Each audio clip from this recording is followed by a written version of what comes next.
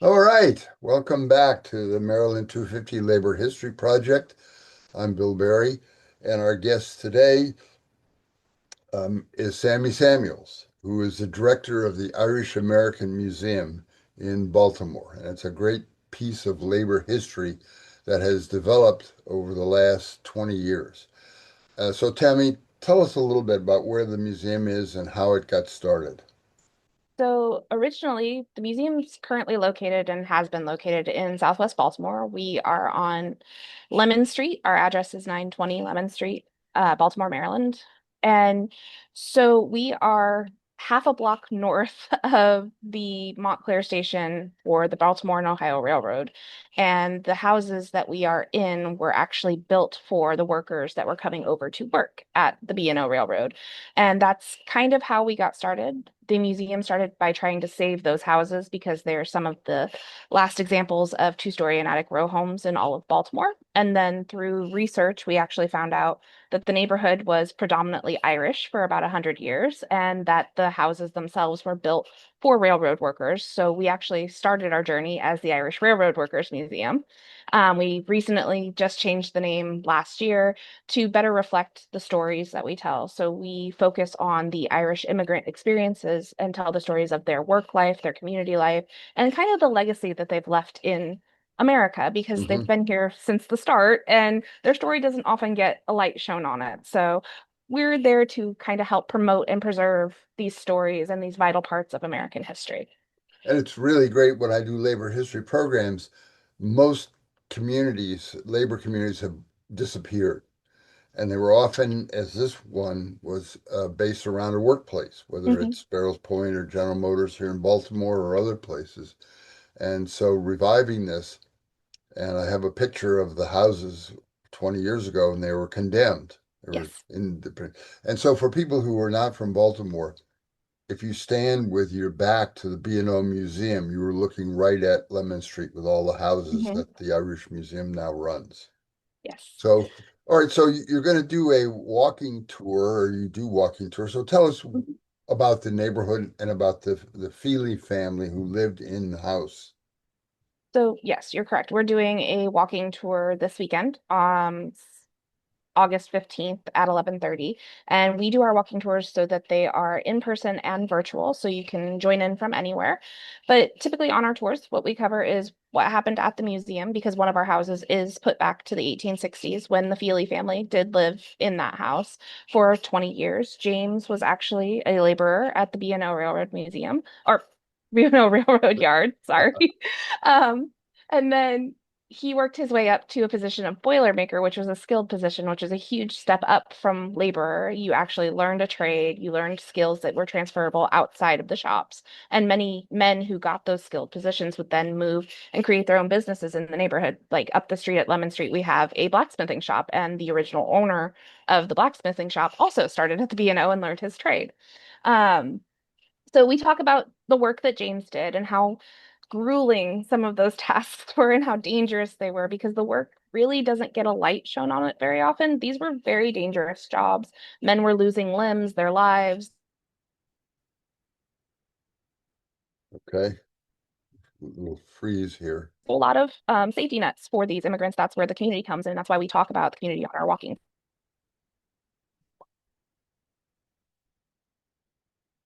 tours. Mhm. Great.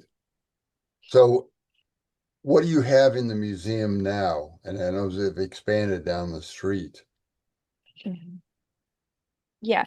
So right now we are in the middle of moving exhibits into a new building. We luckily just finished the purchase of four new buildings, so we are about to expand the museum greatly. Hopefully, we will have one of those new buildings open by the end of the year, and that whole building, the predominant focus is on labor history. We will have one floor dedicated to men and what their work experience was like, one whole floor dedicated to women and what their workforce was like, because that often gets overlooked a lot, especially with Irish women. They were actually out immigrating the men, and they held a vast diverse set of jobs that just never gets talked about. But right now, we currently have two buildings open. One is the Feely family home, and the other really talks about that work life and the school and church life, which is a huge part of their community. And there were various jobs and various labor positions in and without all of that work. And so we talk about all the different jobs that the Irish had because we have found throughout history they have just been kind of reduced down to laborers, and that was just simply not the case. They were iron molders, they were stonemasons, they were blacksmiths, policemen, firefighters, Arabbers.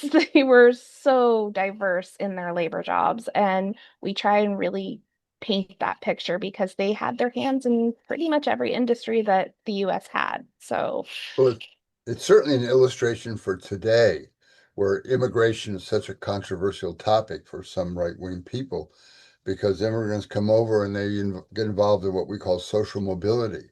That is, they come as basically unskilled, maybe not speaking the language, create a community, but then they mhm. learn stuff and adjust and become skilled and important people to the Yeah. city, not just for their own community. So, Yes, and in our community, we are very lucky to have very rich research available to us that mhm, actually chronicles that upward mobility for a lot of these immigrants that came over, specifically the Feely family. They actually lived in our house for 20 years. They saved up for 20 years to buy their house, and then the yeah. very next day they bought a secondary property, and their first house, the one that we preserve, became a rental property for them. So they became landlords and they moved Mhm, upward and outward. But that's a similar story for multiple immigrant groups, not just the mhm. Irish during that time. But they were doing this work, and a lot of the times it just never gets talked about. It's been kind of swept under the rug a lot, and we owe them a lot. We owe them the 40-hour work week. We owe them OSHA, IMSHA. We owe them all of these safety nets. The trade unions were started a lot of the Yeah. times by these immigrants. We actually have records of iron molders and suffragists and everybody coming together to host meetings at Holland's Hall, which is connected to Holland's Market in our Mhm. neighborhood. They Okay. were these massive meeting places where they would come together and demand records be made public by companies like the B&O or organize to form strikes like what happened with the railroad strike of 1877, which is also part of our walking tours because they did a lot of things at Mount Clair Station that just didn't get written about that we have now Yeah. found out about. I think, and that's the whole point of this Maryland 250 Labor History Project that Trump claims we're trying to erase history and pervert it. Well, we are taking that challenge and bringing it back. So, Yeah, and that's kind of what we've been doing at the museum too. yeah, absolutely. Well, what else is there? So we have the main house, Hmm. and now another house is going to be a bar room. Is that, which is an Yes. important part of every Irish immigrant So community? we currently closed our pub exhibit. We are in, Uh, uh, yes. It's another type of labor. It's publicans were a yeah, type of labor and they served a huge purpose in the community. They weren't just a bar. It was your post office. It was your yeah. bank a lot of the time. It was where you found a job. It was where you found lodging. It's how you formed unions. It's how you formed political parties. So it And, was very much a community center. and it's also a way for an individual to move from being a worker to becoming a small business person because they own the Yes, bar. exactly. It's Yes, and we have that it's transferable when you look at grocery stores, when you look at bakeries. That's how they did this. They Yeah, would and come, small start working shops labor and jobs. iron shop.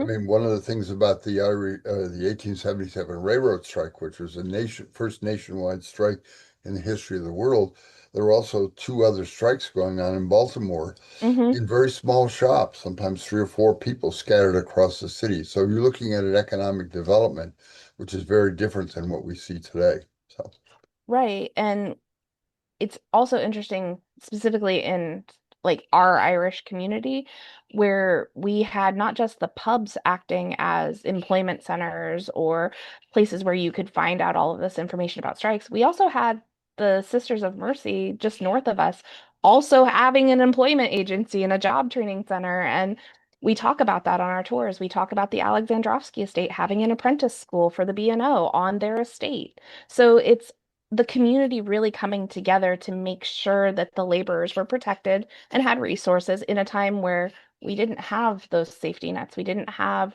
workers' comp. We didn't have Social Security. We didn't have anything that you could pay into to build your retirement and get a pension or um, insurance to protect you if you got injured on the job mhm. or, God forbid, you lose your life. funeral benefit. We Hmm. didn't have those at that time. It wasn't mandatory. Yeah. So these workers really came together to try and make that happen. All right. So you mentioned the Sisters of Mercy and you mentioned the attachment to the Holland's Market. I have gone on the walking tour a number of times. So tell us about St. Peter the Apostle and about Holland's Market. So St. Peter the Apostle is was considered the mother church of West Baltimore because it was the largest Catholic church in West Baltimore for a number of years. It was also the first that was built in West Baltimore, and it was actually funded and built by these Irish immigrants that were coming to work at the B&O. They would go to work, come home, grab a quick supper, then go up to where the church is located, dig out the foundation, lay the bricks. They bought the windows that were in there, and actually, a lot of those windows were bought by single working women. So it's a very interesting statistic Hmm. in a time where women weren't really supposed to have agency over their money. Um, but Hall or St. Peter's the Apostle is also where the school was. It's how you got an education, and these workers' children went there to learn English. They went there to learn how to read and write, and then they would go home and teach their parents how to speak English, Mm. how to read and write, and make sure that they were getting a better life here than what they had in Ireland. Because in Ireland, as a Catholic, you were not allowed to own land, which meant you could not vote. You were not allowed to get an education, and you were not allowed to practice your religion freely. It was outlawed. So here in America, they really got those opportunities and they prioritized their education. And the Christian Brothers de La Salle and the Sisters of Charity started that school, and those children went on to be skilled positions in some of those shops like the B&O, but then they also went on to be clerks and secretarial work and those types of things and move out of that blue Mm. collar Yeah. neighborhood. And then the Sisters of Mercy really took it up a notch and they started the commercial courses, and that gave an extended education so that you could learn things like bookkeeping, accounting, nursing, teaching. So those more upper middle class jobs.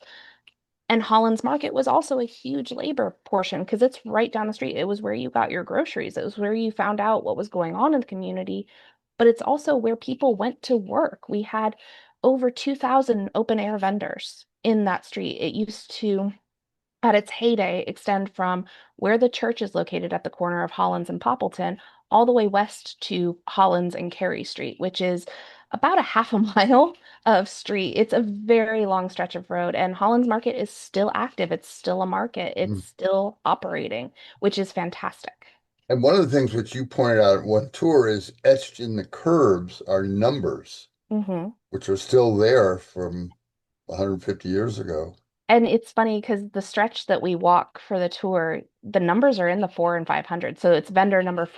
467 or Yeah. 572. Hmm. And we're currently at the museum doing a lot of research on who had what vendor stalls because those stories are important. And every time they replace a curb, we lose that number. Yeah. So it's a fight against the clock to really try and preserve who was stationed where and what kind of business did they have. We famously have a picture at the museum from the 1950s of a woman selling coconuts at Mm. Holland's Market. It's a beautiful picture, and we have historic photos from when the sugar rations were going on in 1940 in the 1940s during World War II. So it's a very long-standing market and has been operating since the 1830s. So it's very, very important to the community. And it was a lifeline for these immigrants. When they fell on hard times, the Sisters of Mercy worked with the vendors at Holland's Market to create food banks.